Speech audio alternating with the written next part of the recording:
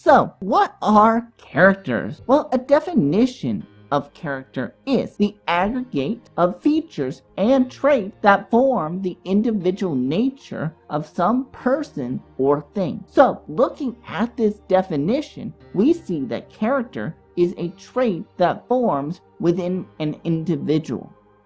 In other words, a character is a trait that you give to that person, like a category of some type, like the type of person you're trying to create or link to. And a definition of trait is a distinguishing characteristic or quality, especially of one's personal nature. Looking at this definition, we see that a trait is a quality to one person's nature. In other words, a trait would be like glutton.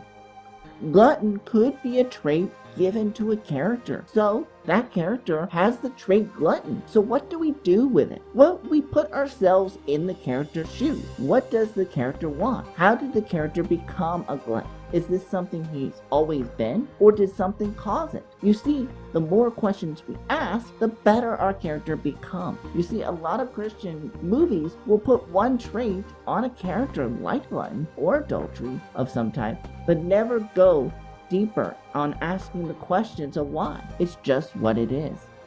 You see, when we put characters this way and have one trait only, then show the action character trait doing that trait and nothing else, they become one-dimensional characters, meaning the audience has nothing to grasp on with this type of character or have any relatability. First, we need to stop giving these characters one-person personas. It's like me saying you cook and then telling you the actions of how to cook, but not something you want to do, but you're being directed by the story to perform these actions. Instead of focusing on the story and message, we need to see if the characters can be the message you're trying to tell. Try to get to know your characters and their likes and dislikes. What do they think? Is this something they want? Or is there something more?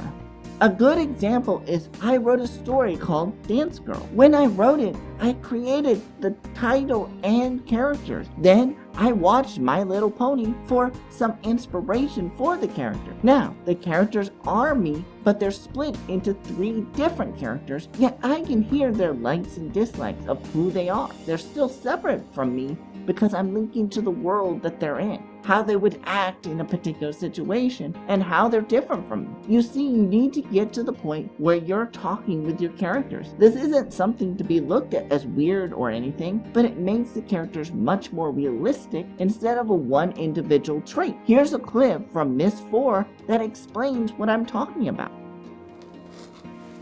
A bit more of a curve. No, I'm only 10, Daddy. I don't think I can make a whole world. You're not making a world, my desert bird. You're making a link to a world.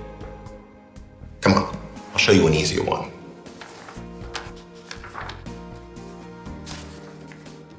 In this clip, we see that we are linking the world we are creating because our characters do not live by the same standards we do. They have their lives separated from us, yet we link to them when we write. The second thing we should think about when creating characters is making a sort of link to that world and its rules. Sounds crazy, but it's true. They have their own lives separated from our own.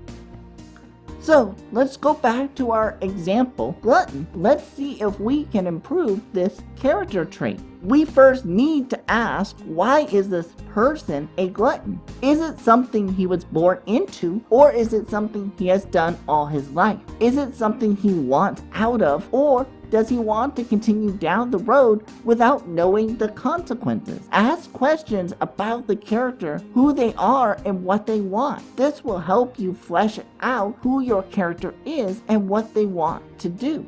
The second thing is when creating characters, whether in live action or animation, make sure you have good design that can distinguish between your other characters. Don't let them become generic or plasticky, where you can't tell the difference except through hair design. Third is their personality. needs to be acted out visually, not verbally, which is where a lot of Christian movies fail at. They end up saying what the character is feeling rather than visually showing what the character is feeling. First, each character has flaws within them that make them relatable, and as Christian movie creators, we sometimes do a poor job of making them relatable, or having flaws within them to make them relatable.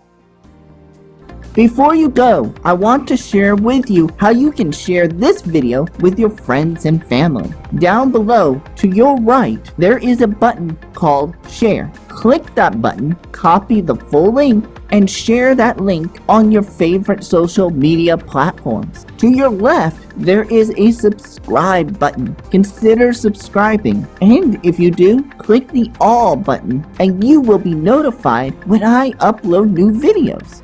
So, in conclusion, make sure you ask questions about the characters you created, the rules you set up, and make sure your characters are relatable. Before you go, my name is Zeke Matthew, and thank you for checking out Animated Christians.